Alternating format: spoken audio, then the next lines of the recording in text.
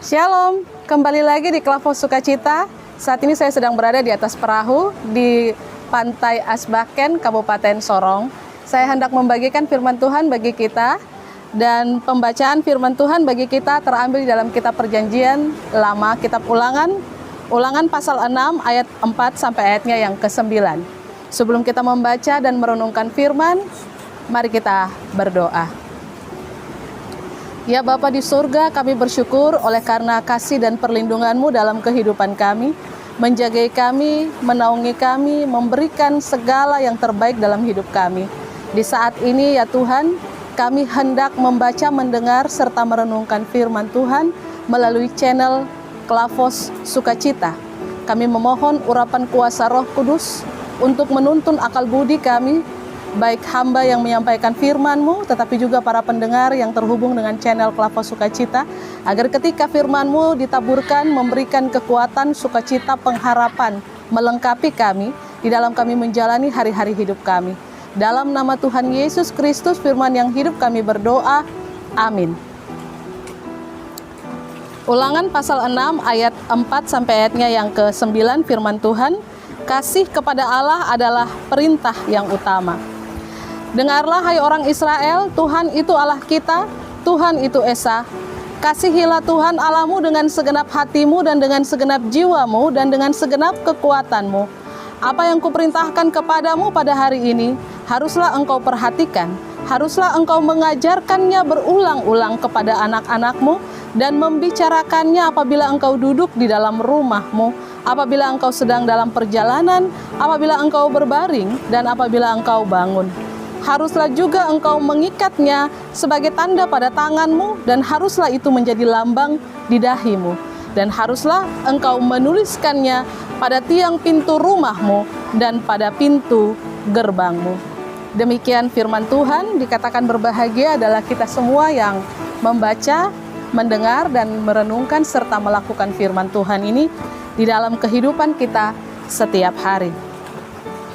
Saudara-saudara yang Tuhan Yesus Kristus kasihi, bagi orang Israel, pendidikan, khususnya pendidikan rohani, merupakan bagian integral dari perjanjian antara Allah dengan umatnya. Ulangan pasal 6 ayat 4 memuat Shema, yaitu doa yang diucapkan dua kali sehari, setiap pagi dan petang dalam ibadah di sinagoge. Ayat ini amat penting karena merupakan pengakuan iman yang sangat tegas akan Tuhan sebagai Allah atau Yahweh.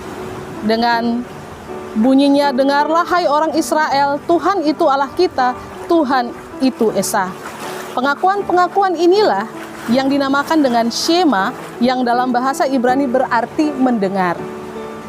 Pernyataan ini kemudian langsung dilanjutkan dengan sebuah perintah rangkap untuk mengasihi Tuhan dengan segenap hati, dengan segenap jiwa, dengan segenap kekuatan mereka. Ayatnya yang kelima, kasihilah Tuhan Allahmu dengan segenap hatimu dan dengan segenap jiwamu dan dengan segenap akal budimu.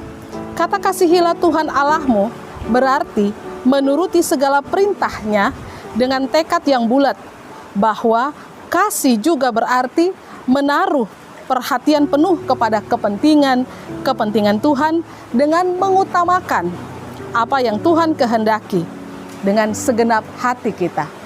Melakukan kehendak Tuhan, hidup menurut apa yang Tuhan kehendaki, itu yang kemudian Musa sampaikan kepada Israel sebelum mereka memasuki tanah Kanaan.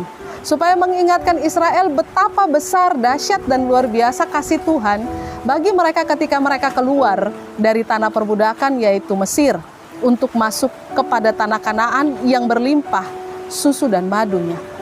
Diingatkan kepada Israel supaya jangan pernah melupakan Tuhan. Bukan saja itu, mereka harus mengasihi Tuhan. Dan untuk itu harus terus dibicarakan, harus terus disampaikan, bahkan dikatakan harus ditulis dalam loh hatimu. Dan itu berarti bahwa hal mengasihi Tuhan merupakan hal yang paling utama dan penting bagi umat Israel dalam mereka menjalani hari-hari kehidupan, dan juga bagi kita sampai saat ini. Saudara-saudara yang Tuhan Yesus Kristus kasihi, kadang-kadang kita mengasihi Tuhan kalau kita ada maunya. Kita mengasihi Tuhan kalau kita merasa bahwa hidup kita baik-baik saja. Kita mengasihi Tuhan kalau kita di dalam segala yang kita usahakan itu berhasil. Namun ketika kita terbentur dengan persoalan, masalah, tantangan, mengasihi Tuhan itu menjadi sebuah hal yang sangat berat. Bahkan kita justru mempertanyakan, apakah Tuhan itu mengasihi saya sehingga saya pantas mengasihi Tuhan? Ini sering sekali terjadi dalam kehidupan orang-orang Kristen zaman sekarang. Kebutuhan-kebutuhan hidup yang sangat meningkat, tetapi juga persoalan-persoalan yang kompleks dalam kehidupan kita mengakibatkan kita semakin merasakan kasih Tuhan itu kecil dalam hidup kita. Karena apa? Kita sendiri tidak mengasihi Tuhan dengan besar dan sungguh-sungguh dalam kehidupan kita. Oleh karena itu, melalui firman Tuhan, di mana Musa menyampaikan kepada Israel sebelum mereka masuk ke tanah Kanaan, juga firman ini kepada kita. Kasih itu jangan kita berikan karena orang ada kasih Tuhan atau ada kebaikan Tuhan yang kita rasakan, baru kita mau mengasihi Tuhan. Lalu ketika kita terbentur dengan persoalan seperti yang tadi saya bilang, justru kita menjauhkan diri dari Tuhan, kita menjadi orang-orang yang depresi, kita menjadi orang-orang yang kemudian stres dan sebagainya. Tetapi marilah dalam situasi hidup apapun, kita mau mengasihi Tuhan, kita mau mengandalkan Tuhan, kita mau percayakan kuasa dan kasih Tuhan. Maka dengan demikian kita akan melihat Tuhan bertindak dan berkarya dalam kehidupan kita, bahkan di tengah-tengah duka cita dan kesukaran hidup sekalipun, Tuhan akan menyatakan perbuatannya yang ajaib, yang selalu ternyata di dalam kehidupan kita. Hanya apa? Dengan mengasihi Tuhan. Sebab apa? Ketika kita mengasihi Tuhan, maka kita benar-benar melakukan apa yang Dia kehendaki. Kalau kita mengasihi seseorang, tentunya kita akan berupaya semaksimal mungkin supaya kita berkenan di hadapannya. Kita menjadi orang yang benar-benar dipercaya olehnya. Nah, dengan demikian, dengan mengasihi Tuhan dengan sungguh-sungguh, kita akan melakukan apa yang Tuhan kehendaki. Kita harus melakukan apa yang Tuhan kehendaki. Kita harus mempercayakan seluruh hidup kita hanya kepada Tuhan, dan kita senantiasa hanya memuji dan memuliakan nama Tuhan. Tuhan memberkati kita dengan firman-Nya di hari ini. Amin. Mari kita berdoa.